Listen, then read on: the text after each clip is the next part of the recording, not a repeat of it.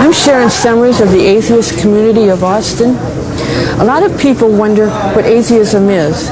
Dictionary definitions vary, but the prefix "a" meaning without and the suffix theism meaning God is what the word means to me, without God. It is not belief, but an absence of belief in the supernatural. When you look for books on atheism in a library, you will rarely find one written by an atheist. Important books by major atheists such as Madeline O'Hare and Dan Barker are hard to find. You will find that most of the books are written by priests, Protestant ministers, and other religious people who characterize atheism as a belief system. I've yet to see a religious person discuss atheism sensibly. None of the atheists I know try to convert others to their opinions. Of course, many argue religion with religious people, but that is a harmless indoor sport. They wouldn't dream of carrying it outdoors under the battlefield. We don't want the government interfering with religion, and we don't want religion interfering in government. That's what our group is concerned about. We feel that government and religion should keep out of each other's care. Today, this country is becoming clogged with religion. What we need is a good plumber. It can be lonely being an atheist. That's why Austin atheists like to get together to exchange views and news and to relax and enjoy each other's company. Christians often ask how we can accept the idea that there is no supreme being or afterlife. They ask, why are we put on earth? Or what is the purpose of life? They end up saying, Jesus loves you. We are really getting sick of that one. On our program called the Atheist Experience, we will present a variety of subjects and treatments. We will show quotations and trivia questions that will enlighten and entertain you. We plan to have guests speak on relevant subjects from evolution and creationism to the basis of separation of church and state in this country. We will often focus on the threat to our freedoms arising from religious interference in the public and private lives of American citizens. Figures from our country's history have made statements about religion that will surprise you. We hope to present some of these, as well as book reviews, quiz programs, and interviews. If you have questions about our views on religion, we would like to hear from you.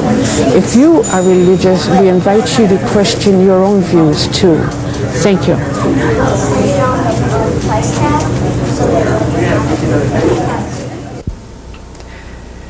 Our show tonight is entitled Capital Punishment and concerns a strange monument on the grounds of the Capitol in Austin, Texas.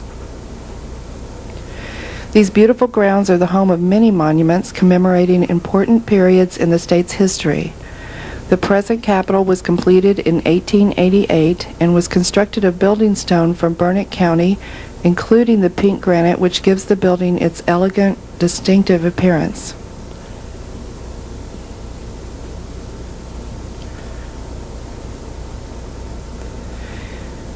Capped by the imposing goddess of liberty, the building is one of the most beautiful capitals in the country.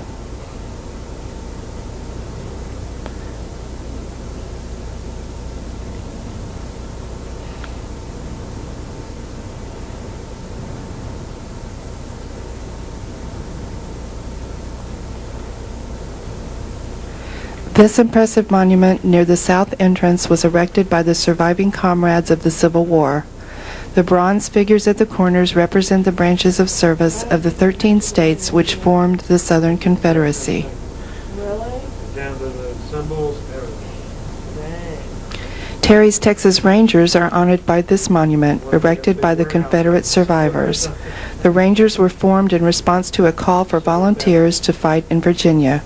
1,000 volunteers were activated in 1861 as the 8th Texas Cavalry and fought in many battles for the next 5 years.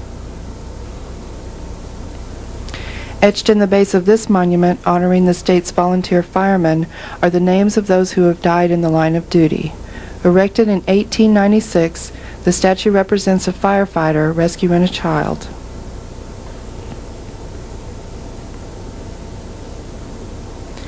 Heroes of the Alamo are represented by this statue of a Texan soldier.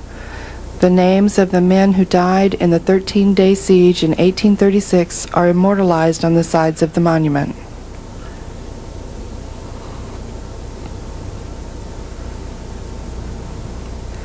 Erected in 1951 by survivors of the Spanish-American War, this monument honors the veterans of that military conflict. The statue is called the Hiker. The Capitol grounds are popular with tourists as well as local visitors. Horse and buggy tours, as seen here, can make sightseeing even more enjoyable.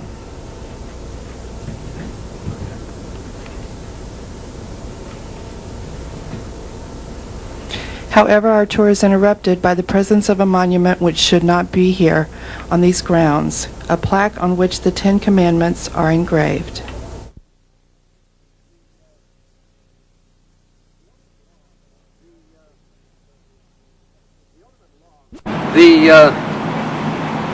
The ultimate law in the United States of America is the United States Constitution as it is amended.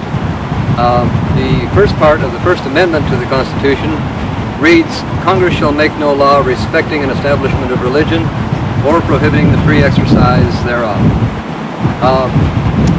That First Amendment has been in effect since December 15, 1791, and of course it's open to question as to exactly what that means. Who interprets the meaning of that law? About 175 years ago, Chief Justice Marshall of the Supreme Court said, "I do," and ever since that the Supreme Court has been shouldering that burden. They've made a number of decisions as to how to interpret that particular phrase about religion, the establishment of religion. Regardless of whether it's been a conservative court or a liberal court, the decisions have been unanimous that the federal government shall not give precedence or preference to one specific religion over another. It shall not prefer one religion at the expense of another. One religion shall never become the state religion at the expense of all the other religions in the U.S. It's this business of showing favor or preference for one against the other that the Supreme Court has been unanimous about. And the reason that this should not be here is that this monument represents a specific religion. It is not a general plaque celebrating religion in general. There are other plaques and monuments on the grounds here that mention God. This particular one is a Judeo-Christian monument and nothing more, and let me explain why. The little symbol down at the bottom, I hope you can see it, looks like a P and an X there. That is what is called a Chi Rho. That's from the first two letters of the Greek word for Christ. That is the oldest historical symbol that represents Christianity. And to either side, just exactly opposite that, are two stars of David, the six-pointed star. It doesn't especially matter that the Christian symbol, the cross, was taken from an Egyptian religion, or that the Star of David was taken from the worship of the Mother Goddess that preceded Judaism. The fact is that to everybody who understands religious symbolism, these represent Christianity and Judaism right now. That is what makes this a religious monument. By placing this here on the Capitol grounds, you're giving one religion precedence over all the other religions who have followers in the United States.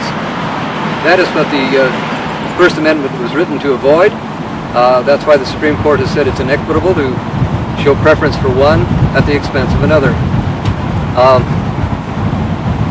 The other little goodies that have been etched into this or cut into this monument are these two little whatsits up here, and I call them whatsits deliberately because the Texas State Preservation Board says we don't know what they say. They have some Greek characters in. That, of course, is anachronistic. It's supposed to represent the Ten Commandments, the two tablets of stone, which, according to the fairy tale, were handed to Moses. We know this is a fairy tale because Moses wrote about this. This is the same Moses who described his own death after the event. So we know this is a fairy tale. These little things are supposedly Proto-Hebraic. That's the Masonic all-seeing eye. So much for all the little religious signs on this monument. This says, "I am the Lord thy God. Thou shalt have no other gods before me. Thou shalt not take the name of the Lord thy God in vain. and don't make any graven images such as this.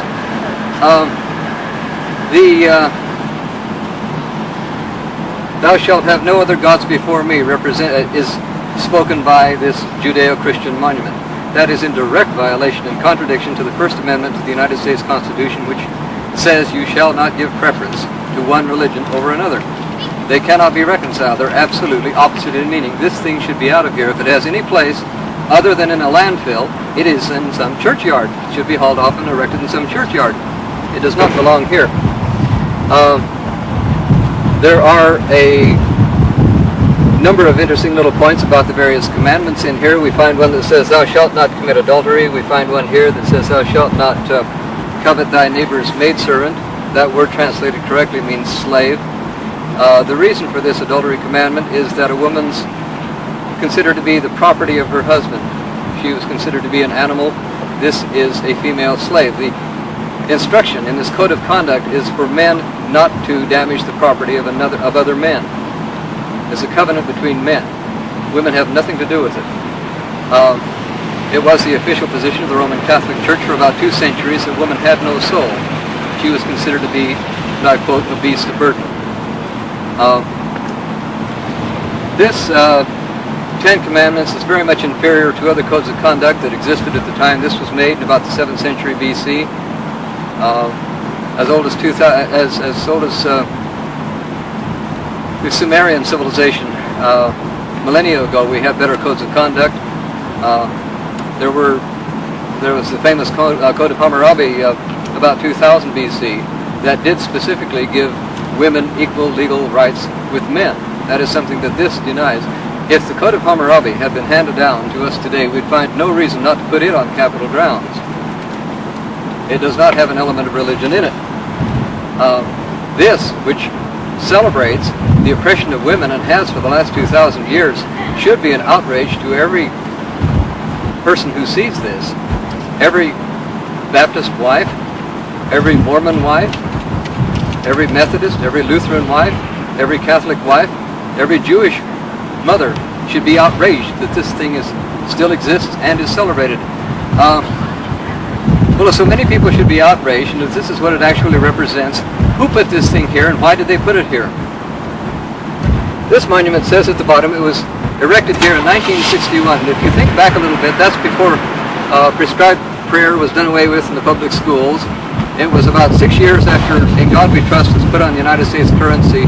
There was a great movement in the 50s, late 50s especially, to make Christianity or Judeo-Christianity the official religion of this country. Well, it peaked about 1960 and has failed. Essentially, these are dying religions, but it came very close to establishing itself as the main religion in this country. And this is one of the offshoots. This was put up by the Fraternal Order of Eagles, and they, at the same time they got this put up, they tried to get a similar one put up on the state capitol grounds in every state in the United States. In some they succeeded, in some they did not.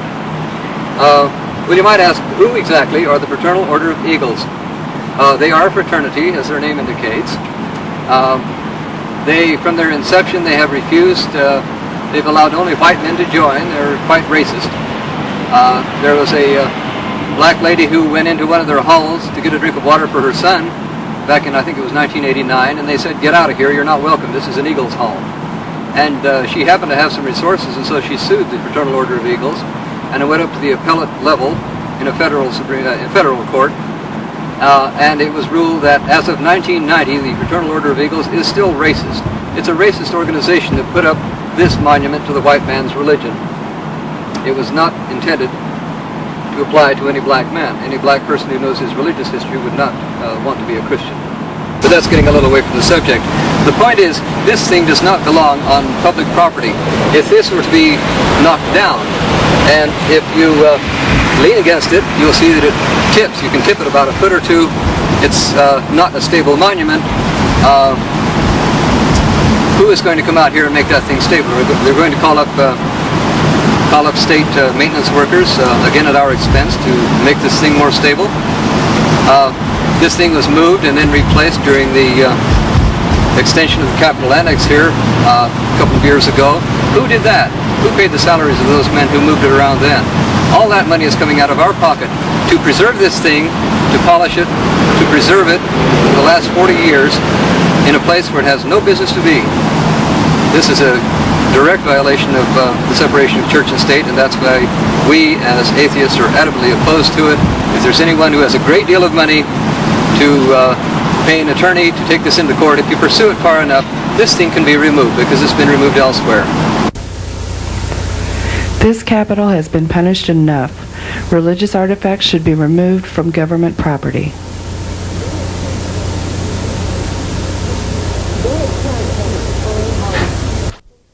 David Kent has explained how the Ten Commandments monument came to be placed on the grounds of the state capitol in Austin, Texas. Now he's going to give us some information about the Ten Commandments themselves. Not only are there disagreement as to what the commandments are, there isn't even agreement as to how many there are. David, can you give us this information?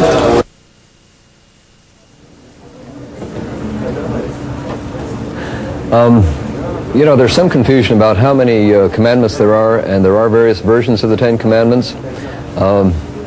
If you were to walk down the street and ask the first person you met, which commandment is it that reads, "Thou shalt not commit adultery," and you happen to run into a Catholic first, that Catholic would tell you, if he knew his Ten Commandments, that is the Sixth Commandment. And if you then went on and asked the first Protestant you met, which number of the Ten Commandments is that, he would say, no, that's wrong, it's the Seventh Commandment. Well, if you then continued until you ran into a Jew and said, which one of these is correct, the Catholic or the Protestant, the Jew would say, well, in this instance, the Protestant is correct, the Catholic's all wet.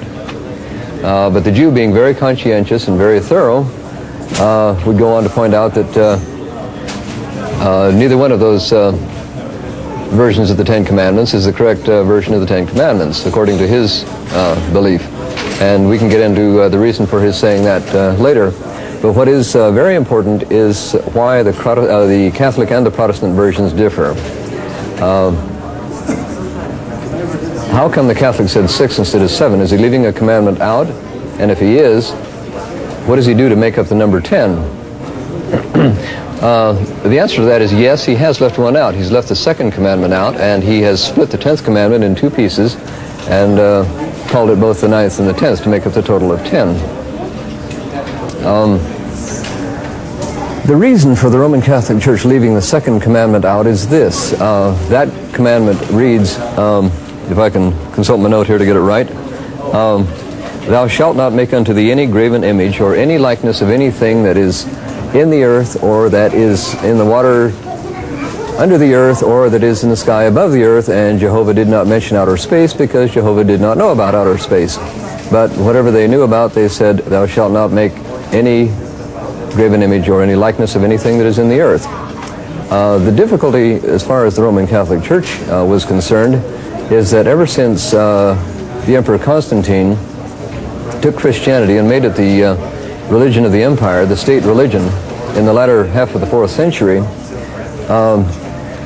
Christians had been engaged in what they now describe as the adoration of the saints.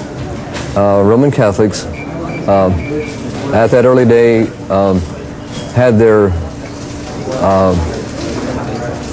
favorite saints to whom they prayed for intercession, same as they pray today for the intercession of the Virgin Mary in their behalf. And they made little pictures of their favorite saints, and they made little images of the Virgin Mary, and they made little images of the crucifix, which is the cross with the little image of the dead Jesus Christ hanging on it.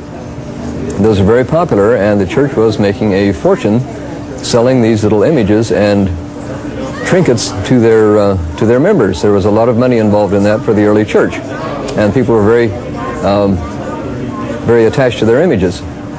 And this created a sort of a crisis because that put the church in the position of direct opposition to the second one of the Ten Commandments. They were making these images. They were not supposed to make these images according to Almighty God. They crossed the point of no return in, I think it was 692 at the Council of Constantinople, when the church officially introduced the crucifix as a part of the worship or the ritual of the church. Well, now, if you start using a graven image as a part of your religious ritual, you've gone too far as the second commandment is concerned, obviously. And so this was the hot topic about 700 AD, what to do about the second commandment. There's a great deal of controversy about this, and it was finally resolved in the year 787 by the Seventh General Council, when the Roman Catholic Church said officially, that's it, we are dropping the second commandment. Completely. They said, in effect, to God Almighty, the creator of the universe, Yahweh, Jehovah, screw you. We do not like your second commandment. We refuse to accept it. We're not going to use it. And for the last 1,210 years, they have kept to that position. The Roman Catholic Church today does not use the second commandment. And they have made a fortune over the ages in making these little trinkets. Well, why did the Protestant Church not follow suit? Well, originally, Martin Luther did. He wasn't aware that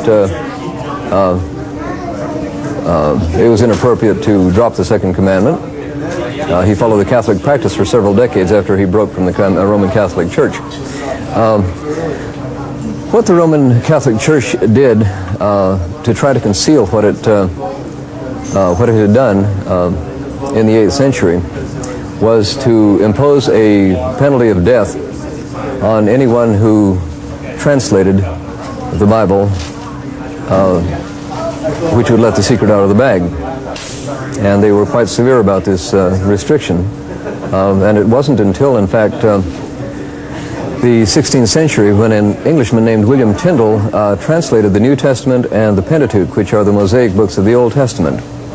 And that was a capital offense. He let the cat out of the bag, that the Roman Catholic Church had disregarded the second commandment.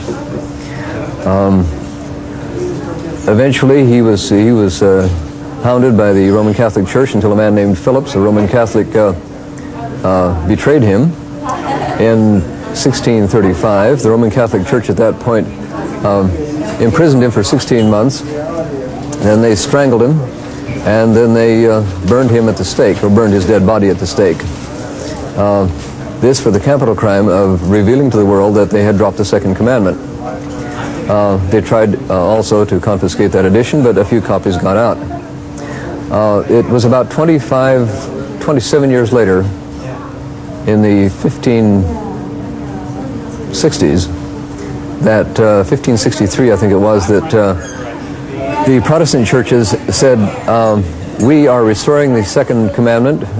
It is in the Bible. The Roman Catholic Church went astray, and we are including the second commandment in the list, and they came into conformance with the Jewish version of the Ten Commandments, they thought. Well, at this point, let's reintroduce our Jew we met on the street and let him explain why the Protestant and the Roman Catholic versions of the Ten Commandments are both in error. A part of the Ten Commandments, as the Jew will point out to you, and the part that according to the accounts in Exodus and Deuteronomy were inscribed by God with his own finger on those two tablets, front and back, read like this: I am the Lord thy God, who brought thee out of the land of Egypt, out of the house of slavery. Thou shalt have no other God before me. The Roman Catholic version dropped that introductory bit. So did the Protestant Church, for a very good reason. As the Jew would point out, the Roman Catholic Church didn't exist at the time. The Protestant churches didn't exist. This could not possibly apply to them. I am the Lord thy God, who brought thee out of the land of Egypt, out of the house of slavery. That makes it perfectly clear that the Ten Commandments is directed to the Jews and nobody but the Jews. It's a Jewish Ten Commandments, doesn't apply to these later wannabe religious groups. And so the Jew would say the Ten Commandments doesn't apply to Roman Catholics, does not apply to Protestants. Unfortunately for the Jew, if you read the account in Exodus, it doesn't apply to the Jew either. The Jews built themselves a golden calf. They went astray. God got completely ticked off at them. He said the Ten Commandments was a bad idea for anybody. Let me try again. And he gave them what is called a covenant, his covenant with the people of Israel. And this consists of about 300 various rules which he imposed on the Jews. So that God gave up on the Ten Commandments, and the Jew is just as much out of the picture as the Protestants and the Roman Catholics. There's one more important point to make about the Ten Commandments, and that is this. It's found in the 10th commandment, or in the Catholic version, the 9th commandment, and it reads, "Thou shalt not covet thy neighbor's wife." Well, this is extremely important. What exactly does this mean? I've heard it suggested that that means, well, you shouldn't covet your neighbor's wife, but you might covet the use of her 1 or 2 nights here and there if you want. That's not what I'm after. What I'm after is the important point. Who is that directed to? Thou shalt not covet thy neighbor's wife. That was directed to a man, which gives the whole game away. The 10 Commandments was directed to men, not to women. The 10 Commandments does not apply to women. Thou shalt not covet thy neighbor's wife. The 10 Commandments, which is the cornerstone, the bedrock, and the foundation of the Christian church and religion, and the Jewish religion, was directed to men, not to women. Religion has nothing to do with women. Women should realize if they see a man who wants to go out and play the religious thing, he's just playing, it's a man thing. He's playing a man game, just like he's going off with a bottle of beer to watch a football game. He's going off with a bottle of beer to play the religion game with other men. Women are not a part of the religion scene. They should realize that. Most women have more sense than to involve themselves with religion. If you want to read some of the best commentary on religion, you ought to read a few books by some women atheists. Elizabeth Cady Stanton wrote some remarkable works. Susan Brownell Anthony is another one. Annie Besant. Some of the best commentary on religion has been written by women who realized that religion was a men thing, a guy thing, that did not include women. If you want to get a real understanding of religion from an outsider's viewpoint, you want to write to the address that's given on the screen here. I'll send you a bibliography of atheist works written by these women, which will clear away a lot of misconceptions you may have concerning the 10 Commandments, Judaism, Christianity, and religion generally. I think this is as much as we want to cover today, but I think it's important that these points be established about the 10 Commandments.